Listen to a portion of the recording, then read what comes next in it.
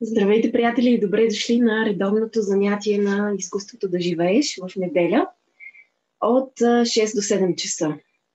Днес ще поговорим за четвъртия стълб на йога. Продължаваме с 8-те, разглеждането на 8-те стълба в всяко отделно занятие. Четвъртия стълб на йога се нарича пранаяма, в буквален превод от санскрит. Това е дихателна техника. Тези от вас, които вече са минавали курса програма за щастие или изкуството на дишането, както се казваше по-рано, най-вероятно са запознати, то не че най-вероятно, със сигурност са запознати с смисъла на тази дума и я използват в ежедневието си. Думата пранаяма, само за останалите правя бързо уточнение. Освен, че е санскрит, може да разгледаме какво е съставено. Прана е тази фина жизнена енергия в нас, а яма означава насочвам, т.е. думата прана яма, която използваме като синоним на дихателна техника, всъщност е инструмент за насочване на фината жизнена енергия навътре към нас. Бързо разглеждаме какво означава дихателната техника. Това е в общия смисъл прилагане на определен ритъм в дишането, налагане на определен ритъм в начина, по който дишаме. Защото обичайно дишането е нещо, което извършваме от момента, в който се родим, до момента, в който си отидем от този свят, без да сме осъзнати за него. Обичайно се сещаме за дишането, когато сме болни или когато се затичаме да гоним автобус или имаме някакъв респираторен проблем. В останалите случаи дишането се случва по един така много неосъзнат начин. А всъщност дишането, какво е според йога? Дишането е връзката между ума и тялото. И дишането също е инструмент за овладяване на емоциите, защото йогите вярват, че за всяка определена емоция, която изпитваме, на всяка определена емоция кореспондира определен ритъм на дишане.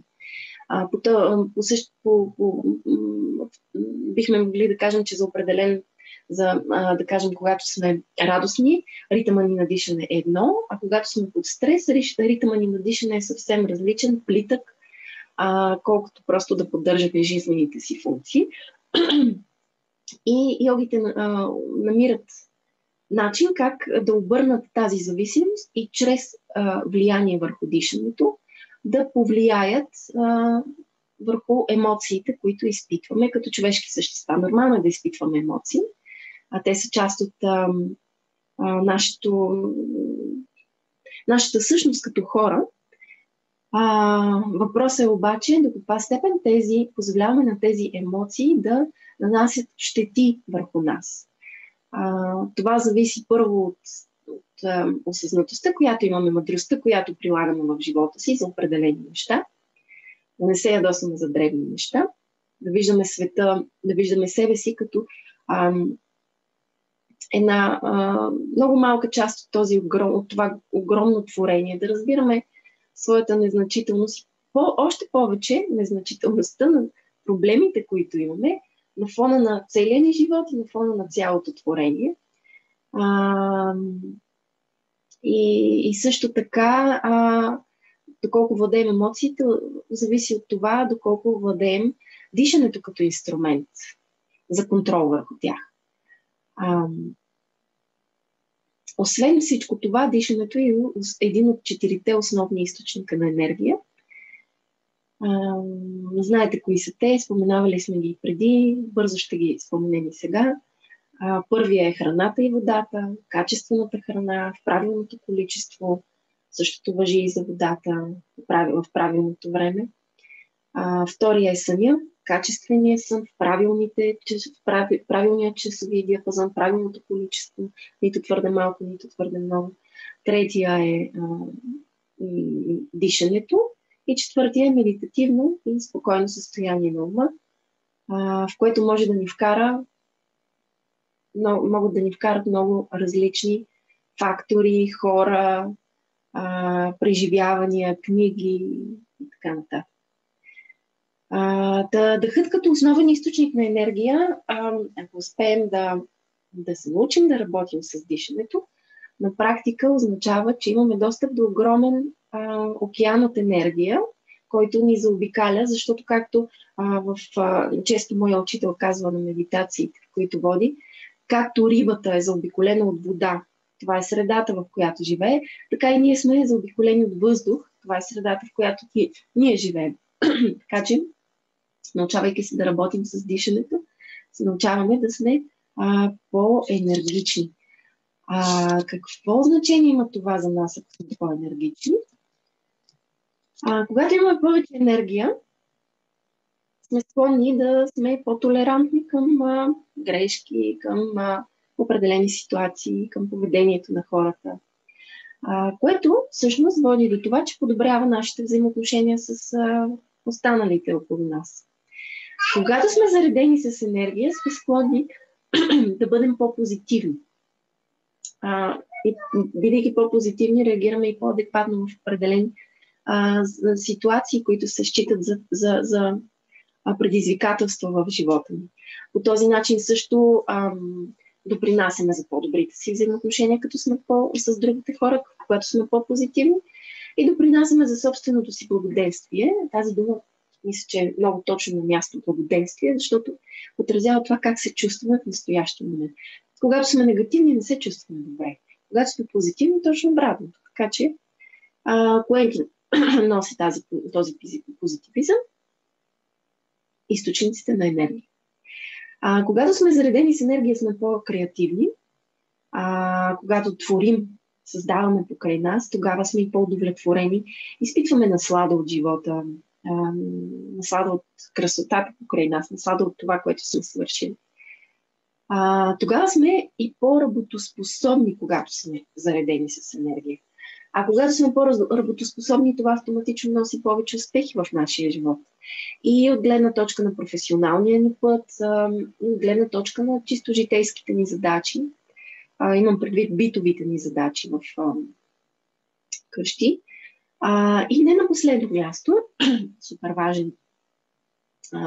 важен полза от това да сме по-заредени с енергия, че сме здрави. Повечето болести идват от системното преуморяване, на което сме изложени, от системния стрес, на който сме изложени. Сетивата ни са обременени с толкова много информация от всички страни. И когато сме заредени с енергия, всъщност не позволяваме, как да кажа, по-лесно понасяме този стрес и не позволяваме да се стига до тази дълбока умора, преумора вътре в нас. И тук искам да се върна отново каква е разликата между нивото на енергия между нас и децата. Защо децата, сега като майка на 2-годишно дете, 2 години и половина, мога да ви споделя, че енергията, която тя има, моята дъщеря, е несравнимо много. В смисъл, за да може един възрастен човек да смогне на тази енергия, да може да бъде адекватен партньор в преживяванията на това дете, той трябва да има енергия. Мисълта ми е, че когато имаш близки срещи и взаимоотношения с деца, виждаш колко е различно нивото на енергия, което имаме ние и което имат те. Те буквално могат часове наред без сън да лудеят, да скачат, да тичат, да са потънали дълбоко в игра, в настоящия момент техни винаги. И за да можем, всъщност, за да можем действително да отговорим на нуждите им, е необходимо също да умеем да работим с източниците на енергия, защото рано или късно ние се изтощаваме. Когато се изтощим, започваме да сме по-нетолерантни, както казахме, започваме да правим забележки, да повишаваме тон, да сме груби с детето, да не сме отзивчиви към нуждите му. По-скоро да ставаме, по-скоро, как да кажа, започваме да мрънкаме за това, че нашите нужди не са удовлетворени, че не сме си починали. И защо се дължи, на какво се дължи всъщност това? Първопричината е, че децата могат да работят с дишането, т.е. могат да работят по-скоро от гледна точка на това, че в момента, в който се родим, ние всички можем да дишаме дълбоко с много голям капацитет на дробовете си. С течение на времето това наше умение започваме да го губим. Започваме все по-малко да се движим, защото работата ни го налага, ученето го налага и какво ли още не. Започваме да губим капацитета, който сме имали и започваме да забравяме този модел на дишане, който имат деца. И тук идват дихателните техники на помощ, защото тяхното редовно практикуване всъщност помага на белия ни дроб, на дробовете ни изобщо, да се върнат към това естествено за тях състояние, в което можем да дишаме с по-голям капацитет. Знаете, тези от вас, които са минавали курса, че съвременният възрастен човек диша с едва 30% от капацитета на дробовете си. Тоест, с редовното практикуване на дихателни упражнения можем да променим това. Какви са още ползите от тях, освен разширяването на капацитета на дробовете? Успокояваме емоциите и ума си. Както казахме преди малко, ние не можем от нивото на ума, не можем да повлияем върху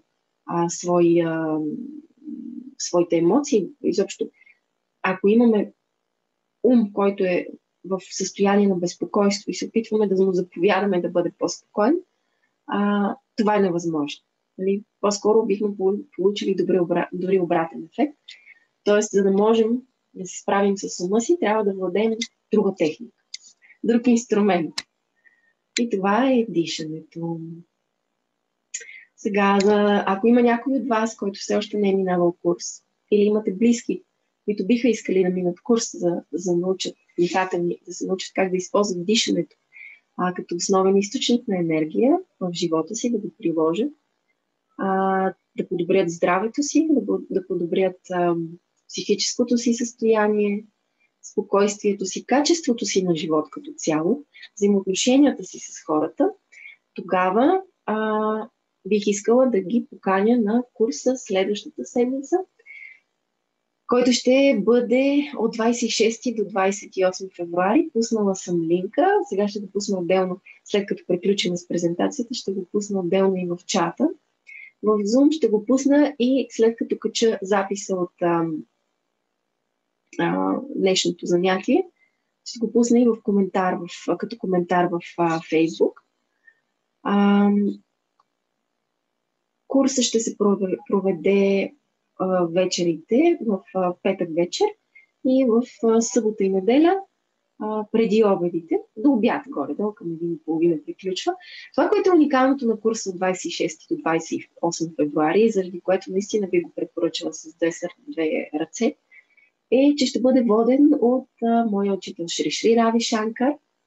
И аз смятам, че е най-голяма привилегия на първия си курс да получиш информация от първоизточника и да се насладиш на мъдростта, която се лее от този човек. Така че ви го препоръчвам с две ръце. Освен това, за тези от вас, които се интересуват, може да ми пишете на лично съобщение. Имам възможност да ви дам купон с отстъпка. Купон ли се нарича? Как се нарича?